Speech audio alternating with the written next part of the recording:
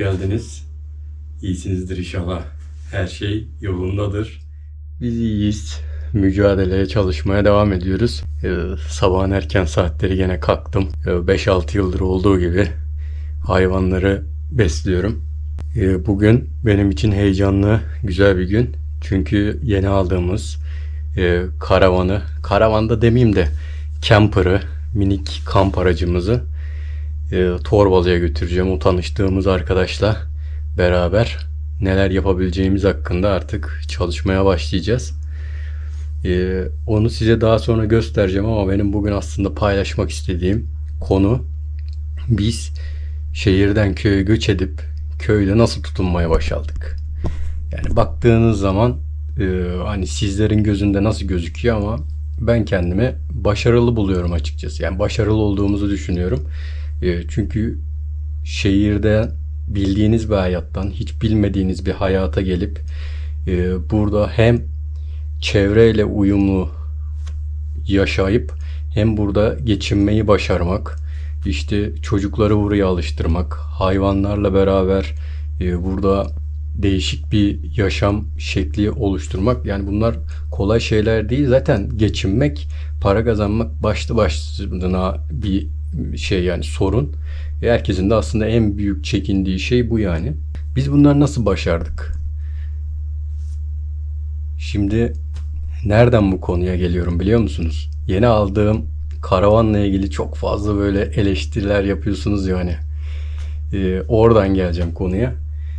Bu arada eleştiriler çok hoşuma gidiyor. Ya ben de artık eğlenceye aldım konuyu.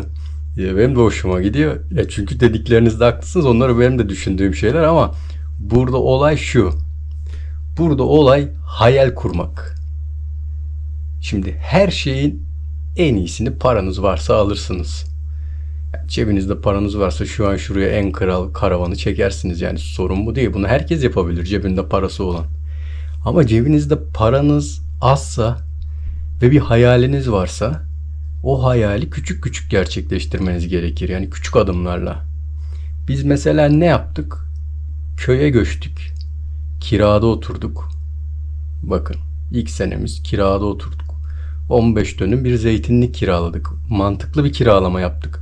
Zeytin mahsulü üstündeydi ve biz o mahsulü bize bıraktı ev sahibi. Öyle anlaştık. Biz o zeytin mahsulünü ilk senemizde, daha şehirde yeni gelmişiz. Köy namına hiçbir şey bilmiyoruz. O zeytini biz sıktırdık ve biz ilk sene kiramızı o şekilde çıkardık yani. Ne oldu ama?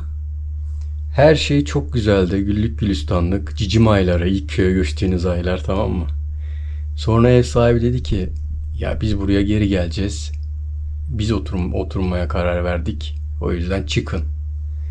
Biz, Gizem de o sırada hamile kaldı. Biz ne yaptık? Moraller bozuldu tabii. Cebinizde bir atımlık bir kurşununuz var, paranız var. Yeni bir yer aramaya başladım. Arıyorum, yeni yerler arıyorum. Acele arıyorum. O sırada zaten köpeklerimiz, kedimiz, tavuklarımız var. Eşek de almıştık o sırada. Onları da götürmek, yani ne kadar büyük bir sorumluluk, düşünebiliyor musunuz?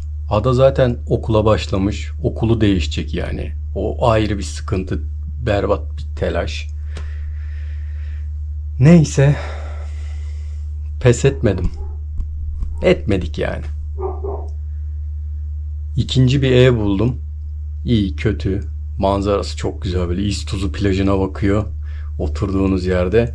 Dönüm olarak 15 dönümden sonra tabii küçük bir yer gittik. 1,5 dönüm, 2 dönüm bir yer. Bir de tepede olduğu için hani böyle çok bir şey yetiştirme şansınızın olmadığı bir yer. Yani bahçesi eğreti. Ev zaten eğretiydi. Neyse, oraya taşındık. Bakın, ilk sınavımızı başardık. Pes etmedik. İkinci sınav. Gizem'in doğum telaşı başladı. Ev rutubet yapıyor. Yağmur alıyor. Çatı akıyor. 2 odayı kesinlikle kullanamıyoruz. 2 odalı ev zaten. Salonda yatıyoruz hepimiz. Salonda yatıyoruz ve öyle bir şiddetli yağmur, fırtına ki o sene şıp şıp şıp hepimiz yatarken damlıyor. Yani gece kalkıp o psikolojimi düşünün. Berbat. Senelik kira vermişiz. Toptan vermişiz. Gizem doğum yaptı. Atova'ya eve geldi. Yani düşünün, öyle bir eve geldi. Görseniz cennet dersiniz manzarayı falan ama yaşadıklarımızı düşünün yani. Yaşadığımız psikoloji, zorluk, o zaman para kazanacağımız bir şey yok. Hani ilk gittiğimiz yerde zeytin yaptık. Orada ne yapacağız? Hiçbir alternatifimiz yok. Sadece finansal piyasalarla ayakta durmaya çalışıyorum. O zaman da erken seçimler, yok savaşlar, yok Trump'ın söylemleri, yani bir sürü olay, yani öyle söyleyeyim size. O kadar berbat bir piyasa var ki yani, bir düşüyor bir çıkıyor, bir düşüyor bir çıkıyor. Ben o arada debeleniyorum yani, böyle dalgalarda sörf yapıyorum. Alabora olmuş gibiyim yani. Neyse, biz anlaşamadık. Ev sahibiyle konuşmaya çalıştım. Yani kalan 2-3 aylık paramızı verirseniz biz çıkmak istiyoruz dedim. O da kulak buruk boğaz doktoruydu. Hataylı. Neyse, bana çok ters konuştu o zaman. Yani aslında çok içimde kaldı onlar. Yani ben var ya, yaşadığım omuzlukları da, o daha önce de video yapsam herhalde şu an 1 milyon abonemiz falan vardı. Yani hepiniz bu konuları çok seviyorsunuz. Vermedi. O zaman emlakçıyla tutmuştuk biz o zaman. Emlakçı dedi ki bir ay sizden olsun, bir ay ondan olsun filan. Tamam dedik, kabul ettik. Sonra onlar da toz duman oldu filan. Biz oradan çıktık. Başka ev arıyorum bakın. Ara ara ara fiyatlar artmaya başladı o dönemde filan falan. En son oturduğumuz o Muğla'daki evi bulduk, tamam mı? İyi dedim ya, bak burası iyi. Allah bu kadar sıkıntıdan sonra gönlümüze göre verdi. Her sene taşınıyorsunuz, düşünsene, bütün hayvanları götürüyorsunuz. Gizem doğum yapmış. Adanın okulu var zaten. Allah dedim, bu sefer gönlümüze göre verdi ya. Gerçekten 5 dönümün içinde hem bir ev var hem de 1+1 küçük bir ev var. Ve antik kentin yanında, Dalyan'da, Çandır'da, Kaunos antik kentinin hemen yanındayız yani. Dedim biz burayı toparlarız dedim. Günlük pansiyona veririz Airbnb'den dedim. İşte hem hayvanlar için de güzel falan. Neyse, ev sahibimizle oturduk. O zaman ev sahibimizle oturduk, konuştuk. Biz dedim bakın, uzun soluklu yer arıyoruz. 5 sene en azından, ada okulunu burada bitirene kadar. Biz burada kalmak istiyoruz. O da evet dedi, çok güzel. Ben de dedi zaten uzun soluklu sizin gibi bir aile istiyorum. Buraya baksın hayvanlar, buraya yaşansın burada dedi filan. Oh be dedik, çok güzel ya, her şey süper filan. Neyse, gene yeni taşındık ve içimizde bir rahatlık. Allah'ım sana şükürler olsun filan diyoruz. Hem de para da kazanacağız. Orada bir alternatif bir şey de bulduk. Ki kazandık da, yaptık o işi yani. Bir sürü yabancılara kiraya verdik orayı yani. Çok keyifli oldu. Aradan 2-3 ay geçti. Bizim ev sahibi eve müşteriler getirmeye başladı. Satma düşüncesi varmış. Ama bize 5 yıllığına anlaşmıştık yani en başta. İşte benim o zaman Muğla'ya neden göç etmemeli videosu var ya, orada kopmuştu. İçime bir kurt düştü yani. Şimdi düşünsenize, her şey mükemmel gidiyor ama içinize kurt düştü. Ben bu ev satılırsa ne olacak? Alan adam bizi çıkartacak mı? Canımızı sıkacak mı? Bizde para yok. Biz alsak alınmıyor zaten ki orası tapulu bir yerde değildi. Sıkıntılıydı. Antik kentinde yanıydı zaten. Ya cennet gibi yer ama bir sürü problemler yani. İçimize de kurt düştü yani, biz şimdi çıkarsak ne olacak? Oradan para kazanmaya başlayacağız filan. Hayvanlar var. Para çarçur oluyor. Bir de üstüne korona patladı. Korona ile beraber benim borsadaki para çer çöp oldu. Bir sürü problemler yaşadım yani. Çok mücadele ettim. Yılmadım bakın. O anda şunu söyleyeyim size.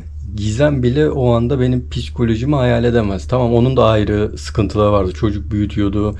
İşte lausalık bilmem ne, işte emziriyordu. Tabii de hiç bırakmadı. Çok uzun süre emdi.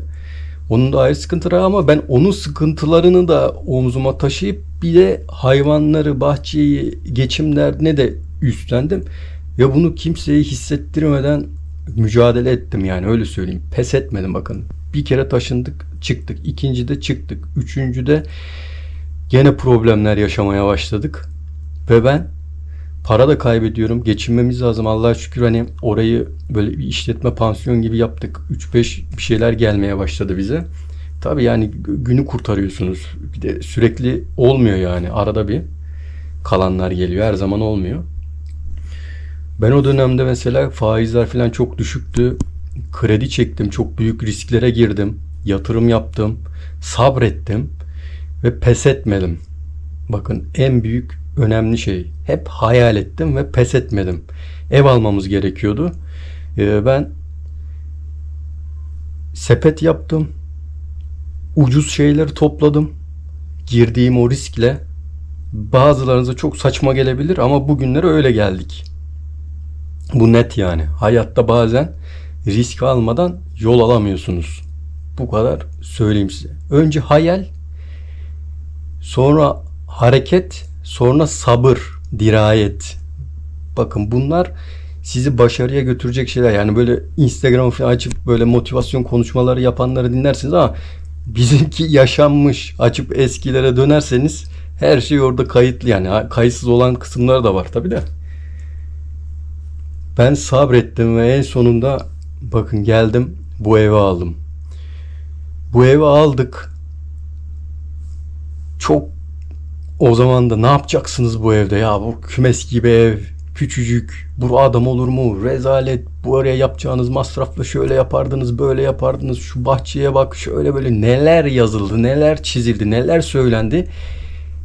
Biz bunları kafaya taksaydık, bakın bu oda bile var olmazdı. Bu evimizin altındaki taş oda bizim.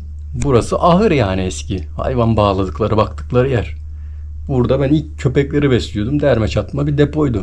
Burayı bile yaptırırken neler deniyordu bana hatırlıyor musunuz? Neler söyleniyordu? Ki Ekşi Sözlük'te bizim hakkımızda neler yazıldı, neler çizildi biliyor musunuz? Ama eminim şu an hepsi köye göçmek için sıraya girmiştir. Doğaya kaçmak için sıraya girmiştir. Ya ben doğru bildiğim şeye giderim. Yani tabii ki söylenen şeylerden faydalı olanları alırım. Şimdi mesela bu aldığım camper için çok söyleniyor. Hatalı olabilir mi? Olabilir. Yaptırdığımda istediğim sonucu almayabilir miyim? Almayabilirim. Köye göçtük. Kaç kere taşındık bakın. Kaç kere bir başarısızlığa uğradık. Ama en sonunda pes etmeyerek, her seferinde deneyerek bakın kendi evimiz oldu. Ne oldu şimdi? Fiyatlar uçtu. Şu an alabilir miydim bu evi? Alamazdım. O anda verdiğimiz doğru kararla buradayız ve pes etmememizin sebebinde buradayız. Allah çünkü size böyle dibe vurduğunuz anda bir kapı açıyor yani. Onu beklemek çok önemli. Şimdi bu camper'da da yapacağım. Olursa olacak, olmazsa olmayacak. Ama ben pes edecek miyim? Pes etmeyeceğim. Yenisini deneyeceğim. Bir daha deneyeceğim. Bir daha deneyeceğim. Ta ki hayal ettiğim, o istediğim sonuca ulaşana kadar. Yani benim yapım bu. Anlatabiliyor muyum? Benim yapım bu.